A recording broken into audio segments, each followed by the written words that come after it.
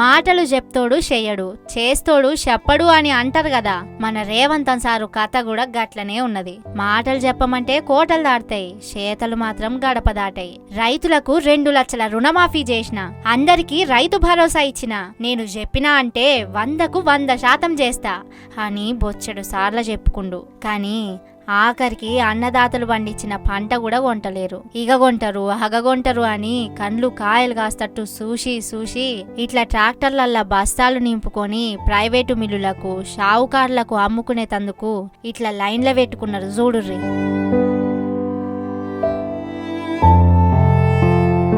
ఇంతకు ఇదేడనుకుంటుర్రా? మన రేవంత్ అన్న సొంత నియోజకవర్గం కొడంగల్లులనే. కోస్గి మండలం కడంపల్లి రైతుల మిల్లు కాడ ఇట్లా కిలోమీటర్ల దూరం లైన్ల పెట్టుకొని కూసురు రైతులు.